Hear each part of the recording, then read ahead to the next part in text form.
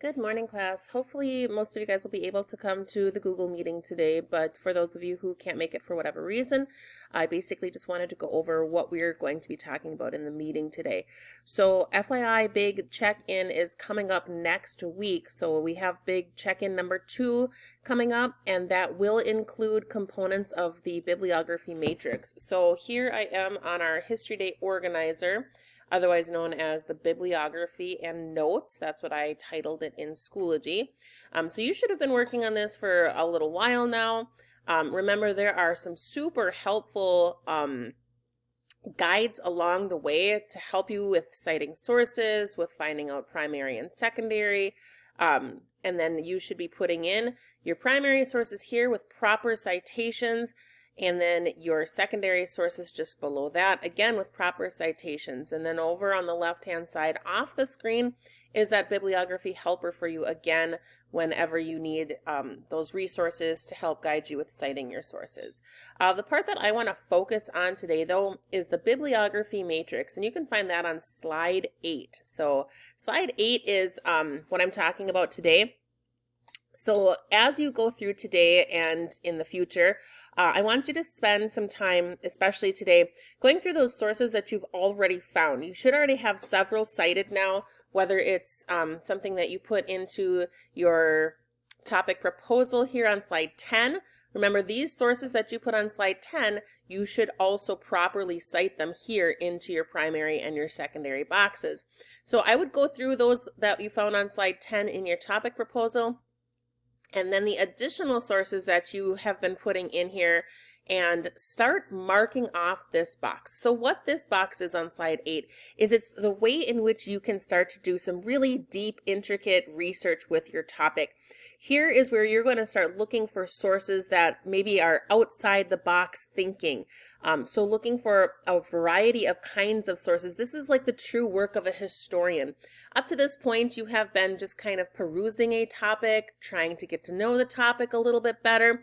But here, this is going to be some more deep research. And so what you should do here is you should be finding each and every one of these different kinds of sources. And I know some of them might seem awkward to you, like if you have a topic on the dropping of the atomic bomb, are you going to find music specific to that particular topic? Well, no, but you might find some period specific music, some 1940s music that you could work into the background of your website, or that you could work into the background of a documentary, or something that you could just listen to the lyrics and get sort of a sense of the time period.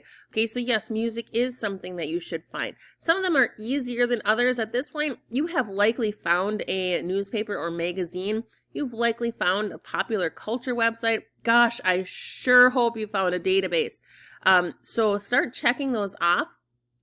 Include how many you have, and then it's nice here if you also add a direct link to the source, or put in the sources, put some description of the source, so it's not just checking the box off. You should be including things like 2 of them. One is from history.com. One is a letter written by Eisenhower to President Truman, or something like that. So be specific in this box here when you're finding them. If you need to stretch those boxes out a little bit, that's not a big deal. This can be expanded.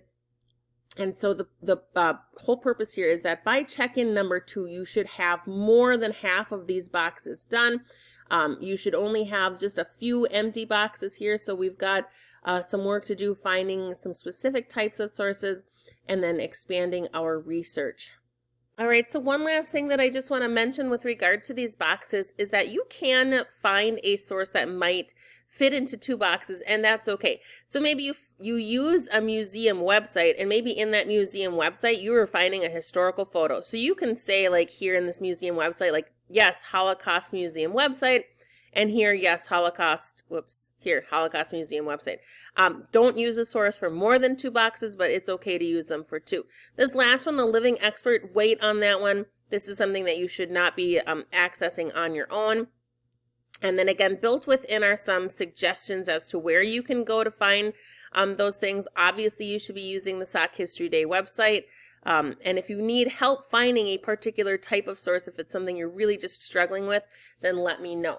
Your objective for today is to cite 2 additional sources into your bibliography. Take all of the sources you have found up to this point and check off or mark those boxes in the Bibliography Matrix. Remember to make some sort of specific connection back to the source, not just a check off.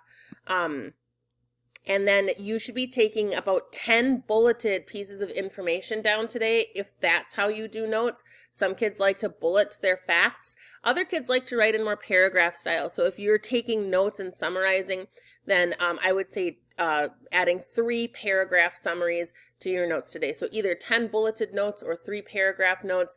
And then I have to remind you guys, a lot of what I'm reading in your research strategy guide is plagiarized. You will not get credit for work that is done by somebody else. If it sounds like the source itself, if it does not sound like an 8th grade student's writing, and trust me, I do know the difference, you won't get credit for that. So be careful that you are not plagiarizing. All right, guys, thanks. Have a great day.